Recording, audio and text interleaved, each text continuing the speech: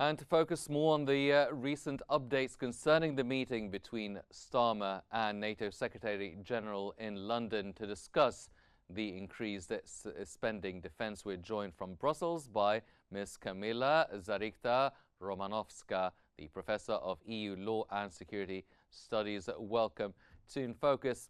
How critical is the timing of Starmer's meeting with Rutte amid NATO's urgent push for a quantum leap in defense spending and Russia's sustained military posture at 6.5% of GDP? Well, absolutely. This is a very good question, because here what we can see is the timing is both deliberate and strategically critical. Starmer's early engagement with Rutte, just weeks before the NATO summit in Den Haag, signals a renewed commitment of the United Kingdom to transatlantic defense postulate. With Russia sustaining the defense spending at 6.5 GDP, Starmer's alignment with Rutte calls to a quantum leap. It meant to reassure alliance of a British continuity amid domestic political change, and this change is dramatic as well. This move also strengthens NATO unity in signaling deterrence. On a global level, it reinforces NATO readiness as well to posture and helps dissuade authoritarian challengers from testing allied resolve during a political transition. Therefore, this situation, what we can observe now, is really extremely important and requires deliberate action. Well, given Washington's pressure on London to hit 3.5% of defense spending by 2035, how might this shifting or changing US political dynamics under Trump influence NATO's cohesion and strategic clarity? This is an excellent question, because a second Trump's administration could really recalibrate NATO dynamics from partnership to conditional engagement. We have to ensure that this is not going really to happen, and we are still in the game. If US leadership becomes more transactional, pressure on European alliance to meet higher defense benchmarks like 3.5 may intensify, potentially straining cohesion. It's really important, however, to ensure that we really invest in our defense. Because for NATO, this would force Europe to step up to not just in capability, but more importantly, in strategic autonomy. Globally, such shifts as such could embolden adversaries and cause hedging behavior among natural or alliance states, weakening alliance-based deterrent architecture in other regions as well. That's the reason why we really actually cannot wait anymore to ensure that we actually are acting and not waiting. How feasible is it now, with Rutte calling for a 400% surge in air and missile defenses? How feasible is it for NATO members like the UK, currently at 2.33%, to meet these ambitious targets without triggering domestic economic backlash?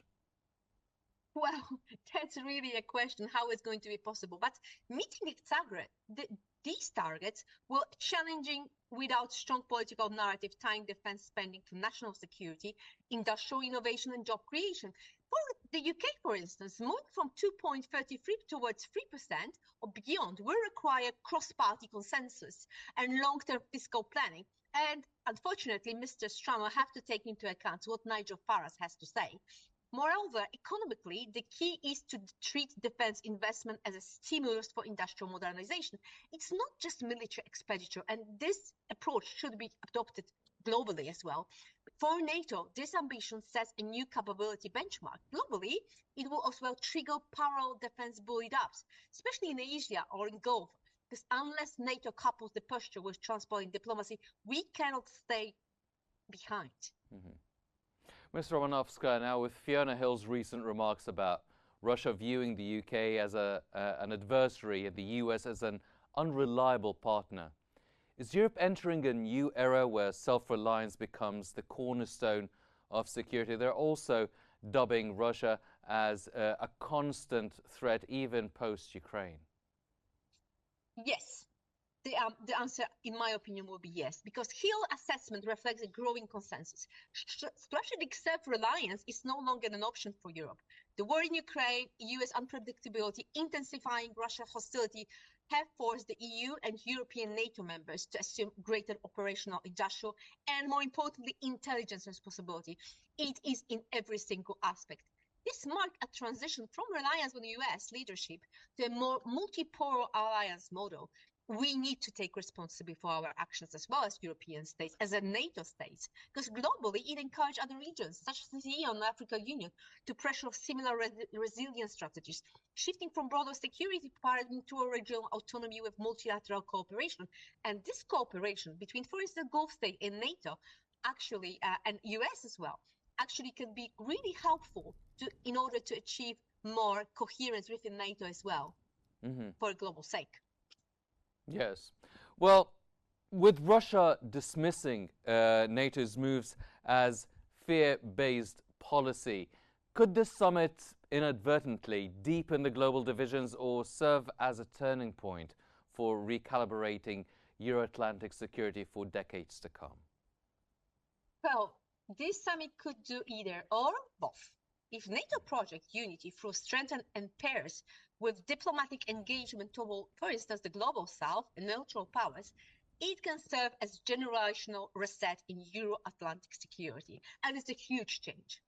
However, if this message is solitary and military escalation, it risks reinforcing narratives of Western aggression, potentially deepening as well global division.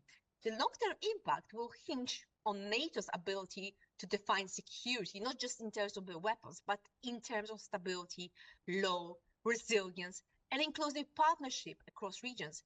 That's the reason why we have to do both, actually, because we need to ensure that the security and peace is within not only NATO and Euro-Atlantic states, but as well globally. And global south and the areas of the world where the tensions are extremely, let's say, palpable even, needs to be, let's say, reassured that we are doing all the best to de-escalate conflicts and our action leads to the security of all member states, of all nations, but as well to de-escalation and finishing the war zone everywhere possible.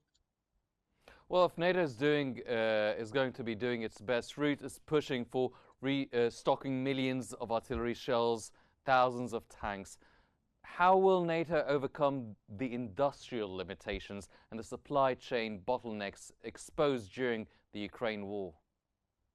Well, first of all, we have to see what are the feasible achievements, because if we're really going to do everything possible, we have to overcome industrial shortfalls and supply chain limits. Because Russian culture has stocked millions of shells of thousands of tanks exposed to NATO limited surge capacity.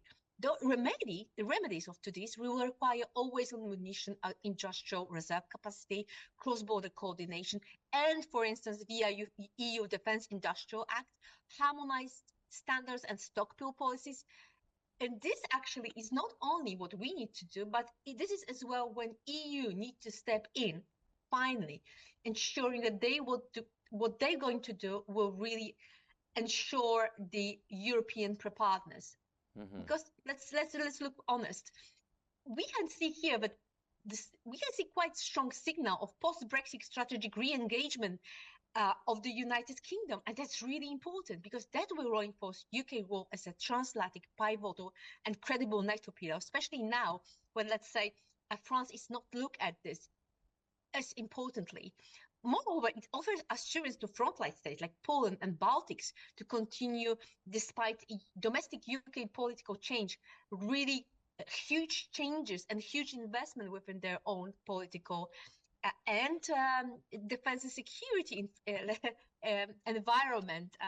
This will really help overall to stabilize NATO internal signaling as the alliance prepares for the Hague summit. But at the same time, it's as well a quite clear sign that EU as well is joining its ranks, especially when we will look at the European Defence Fund. This is really a milestone and a key aspect of our engagement as Europeans, because this will encourage regional rearmament, especially now when we can see that US is slightly withdrawing or hesitant member of the NATO alliance. The global trust erosion, especially now what we can see with the various global security architecture, weakening overall as a global trust within the global policies and global players, which has happened, this will really show that we have to really step up. Enhancing European missile shields, for instance, will be something to do, like posturing to protect Baltic-Polish corridors. We have to ensure as well that we are investing, and European strategic autonomy will actually finally become a reality.